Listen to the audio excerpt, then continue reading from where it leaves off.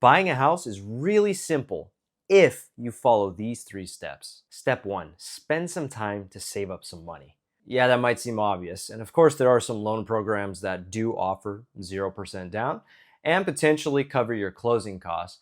However, if you save up, maybe 3 to 5% for a down payment plus an additional $10,000 to $15,000 for closing costs, you're going to put yourself in a much more comfortable situation. And having that extra cash, even if you don't necessarily need it, is going to give you more choices and more negotiating power. Step 2, don't get pre-approved, get underwritten.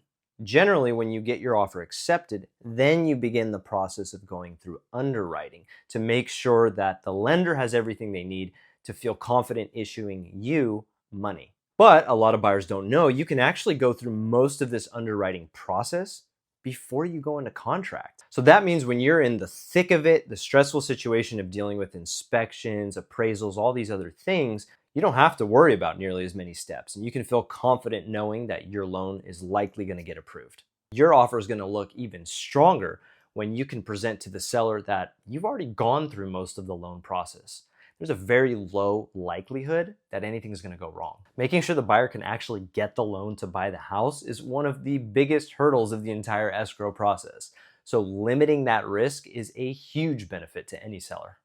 And number 3 is get down and dirty about your budget. So what typically happens is you get pre-approved as a buyer, and if you're smart, you get underwritten, and you look at your numbers and you say, okay, I'm comfortable roughly around $400,000.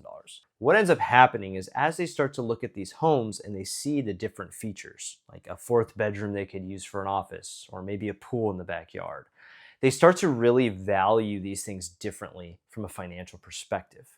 So they may end up telling themselves, you know what? I would be willing to pay more money to have that extra bedroom or that pool in the backyard. The problem is if you end up doing this as you're going through looking at homes, there's a chance that other buyers are interested.